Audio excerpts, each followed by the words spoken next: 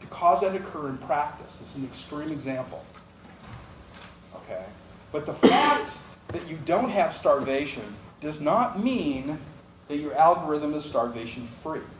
It just means you got lucky. Just like with deadlock. The fact that deadlock didn't occur when you ran it this time means you got lucky, not that your code is correct. Can you elaborate a little bit on that? How is one process just going to be faster than the other? Oh, it just context switched in. It's just got there first. Okay?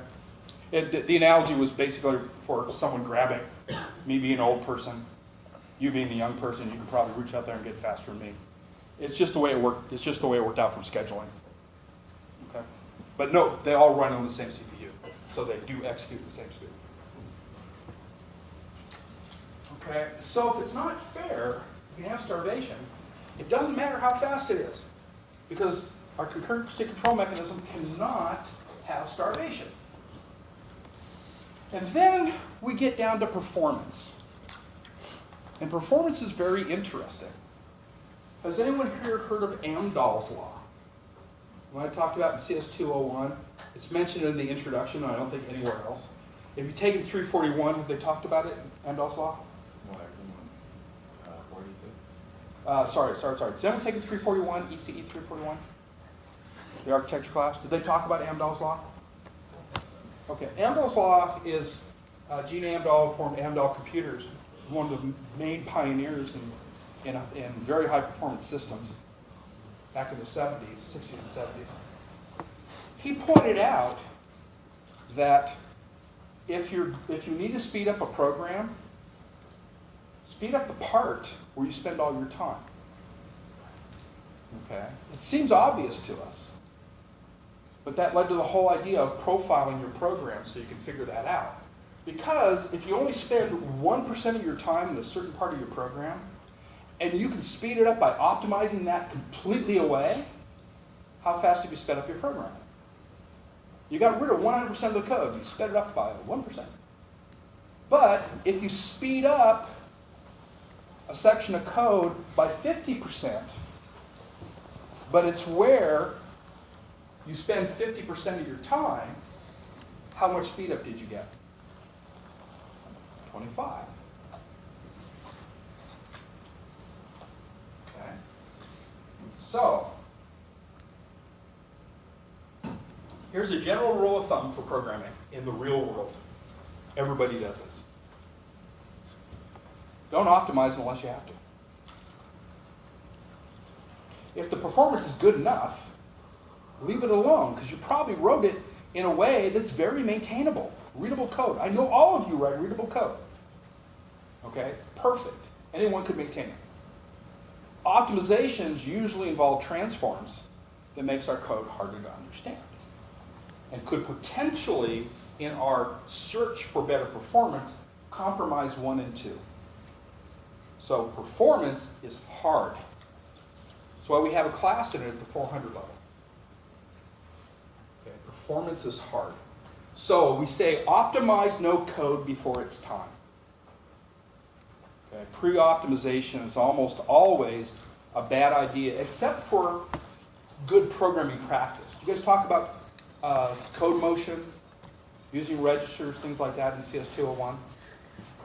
It's like those are vaguely familiar terms. If you happen to use the B&O book and you still happen to have a copy of it, it's in chapter 5, some common optimizations that can help you help the compiler to optimize your code better. Okay. If you don't know what those are and you want to know, come by the office, we'll sit down and talk about it. So now, why this order? And this order becomes, now that we've talked about it, very clear. If it doesn't work, don't use it. If it's not fair, don't use it. Okay? And so if it doesn't work, you can't get to fairness. You don't care how fair it is if it doesn't work. Okay? If it works and it's unfair, you don't want to use it. You don't care about performance at that point. Okay? But if it works and it's fair, you only care about performance if performance is an issue for your application. Okay? Does that make sense? Okay. So it turns out the why helps us. It's got to be correct, or I just don't want to use it. I can't have starvation, or I just want to use it. And performance, well, that just depends upon my application. Okay. The first two are global to the algorithm, and the last one is specific to the domain. Does that make sense? I mean, locks can be very, very hard. In fact, okay, we have a section in here I talk about what I just talked about, whether this particular implementation is correct or not. Okay. Here's our spin locks in XV6. These are all in spinlock.c. We have a helper function called holding. So we can see if someone's holding a lock. It turns out the way spin locks work in XV6, if you're holding a lock and you try to reacquire the lock, the system blows up. Because it's called a non-reentrant lock. What that means is you hold the key and you go to lock it again. That makes no sense. Because you can't get the key. But we know you hold the lock. But you want a second key, and there is no second key. This is the Kobayashi Maru of locks. Okay. So this is the way this works. Oh, by the way, when we do that, my CPU that's over there is trying to figure. It's going to use the CPU ID for the lock CPU field, and my CPU is one of those routines that turns off interrupts, so it can tell you which CPU it's on without it partially running on one CPU, interrupt run on another CPU. So it turns off the CPU interrupts. So does what is it? MyProc also does that. So we have wait locks, which we're not going to use. The wait locks used in the I/O subsystem, and we're not going to modify that. But it turns out that it calls acquire, and if it can acquire it, it does. Otherwise, it puts it to sleep. We'll talk about that when we get to semaphores. And then here's acquire. It's very small. We saw that before. Okay. And there's acquire for sleep. Release is very straightforward. It's the actual release is here. Okay, but we maintain statistics. So we go off when we deal with the state that we have to update just before we release the lock.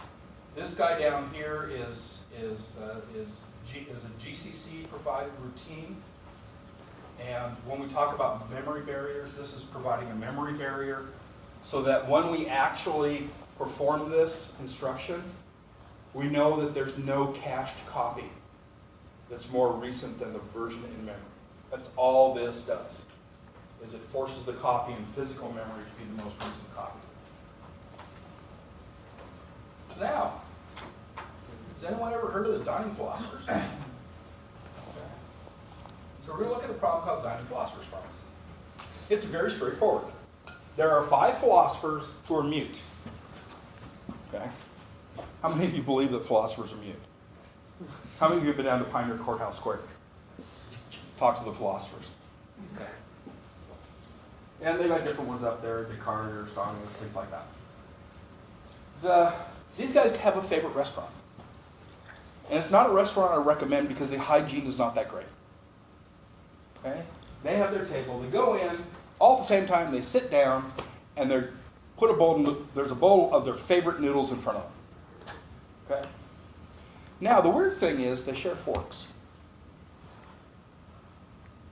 And it takes 2 forks to eat the noodles. Okay? But the restaurant is cheap. So there's not 2 forks per philosopher. There's 1 fork between each 2 philosophers. Here's a fork that these two guys have to share. Here's a fork that these two guys have to share. Okay. Not a restaurant I recommend. But the question is, how do we prevent deadlock? We're going after deadlock first. Okay. So here's how our philosophers are going to eat. Philosophers are very logical. So these philosophers, when they sit down, the first thing they're going to do is pick up their fork on the left, pick up the fork on the right, eat, and when they're done, they'll put down the fork on the right, put down the fork on the left, and go back to thinking. So they're thinking, they get hungry, they have to acquire the forks, they eat, when they're done, they go back to thinking. So it's just this cycle, three-state system. Very, very simple. Except, okay. All sit down at the same time. This guy grabs that fork. What do you think I'm going to do? Have we talked about the meeting? We haven't talked about meeting schedule, have we? So it turns out the schedulers, remember the schedulers trying to screw things up? Oh, yeah. Okay. So it turns out you can pick this one up, contact switch, runs this guy.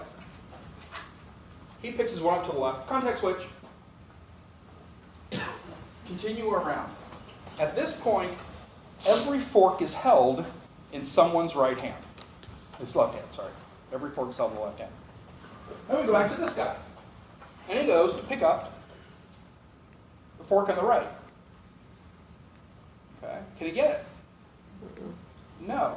And in fact, it's going to wait forever because we're going to do hold and wait. We can hold a fork while requesting another. So he's blocked. Oh, let's switch over to this guy. What's going to happen here? Same story. Same story.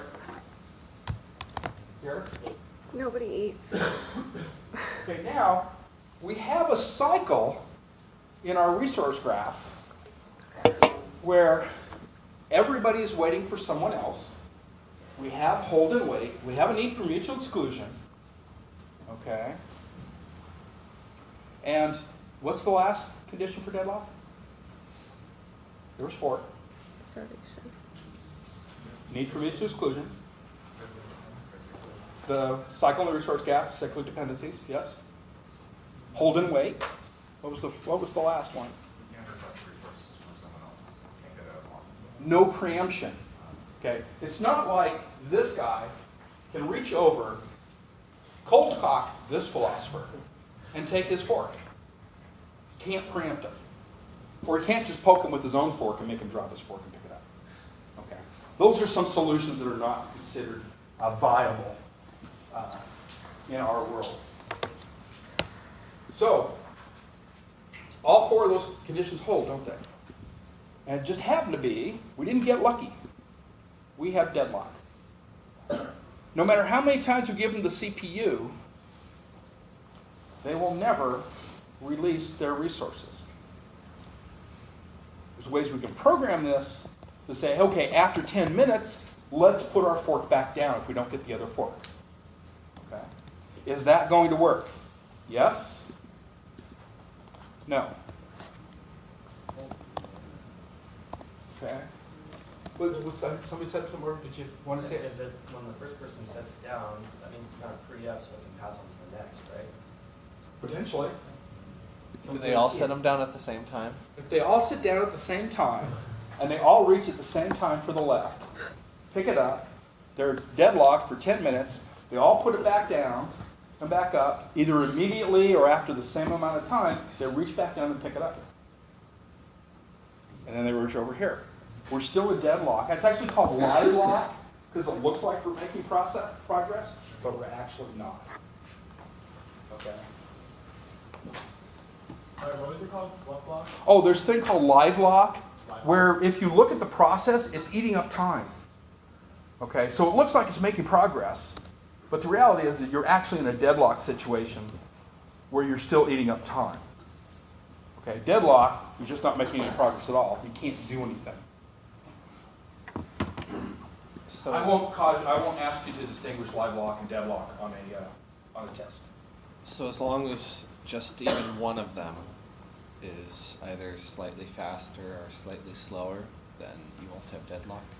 Yes, it turns out it's a timing issue, right? Things have to go wrong.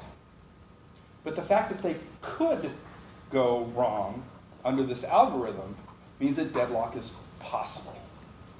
And we need to guarantee that there's no deadlock possible. Okay? You guys want to see how to fix this? I know. One or fork. There's a couple approaches. Okay? The one that's talked about in most computer science programs is what we're going to do now is in the middle of that table, we're going to put a flag.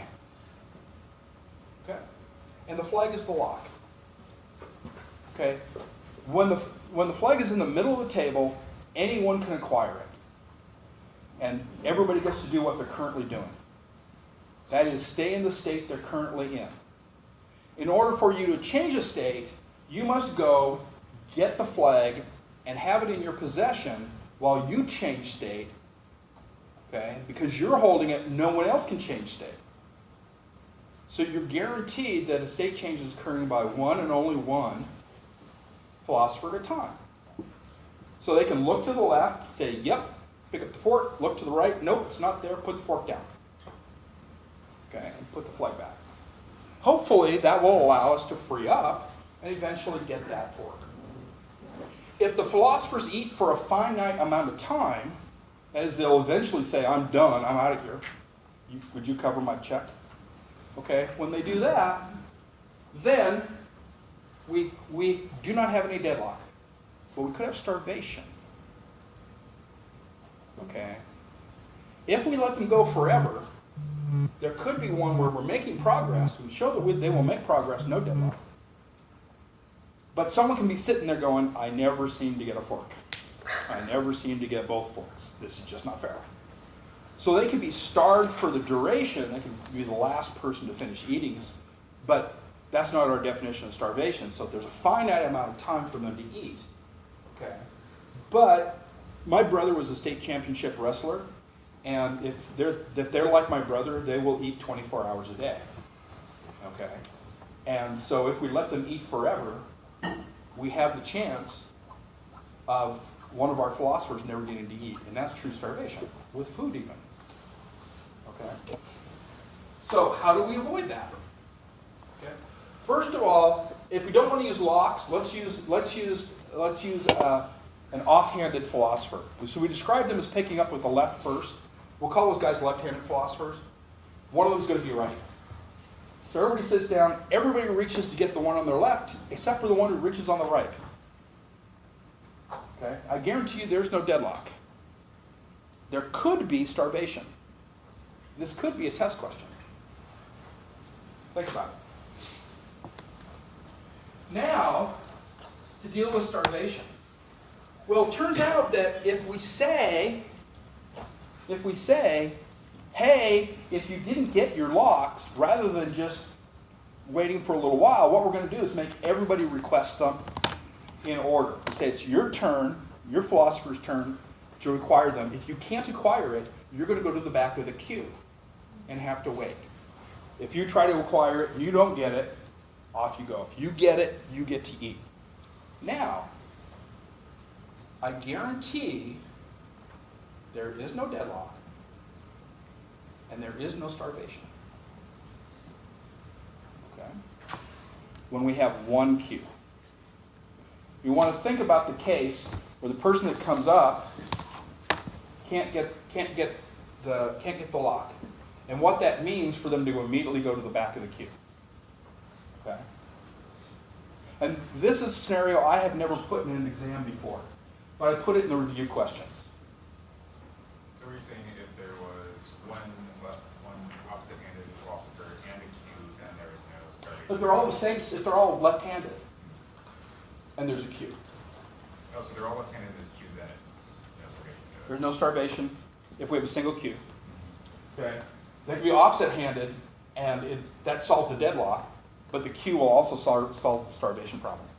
Okay, so they're separate things to consider. Yeah. Okay. This is something all by itself. That guarantees no starvation.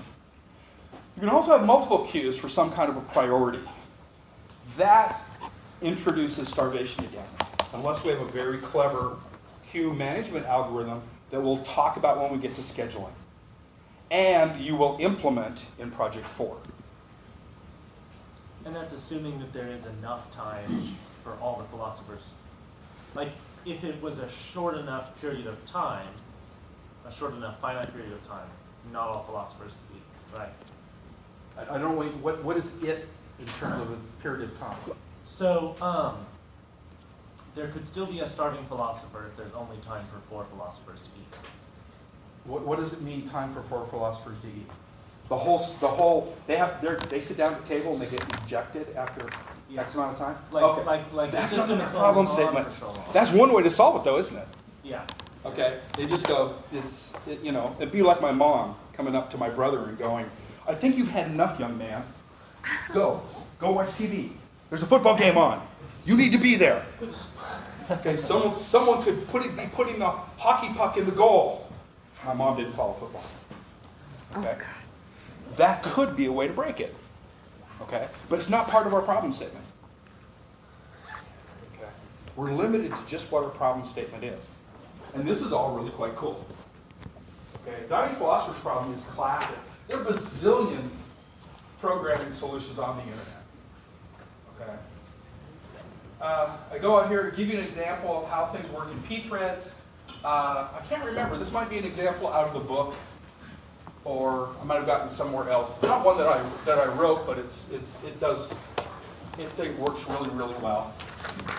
And all it uses is a lock. Okay.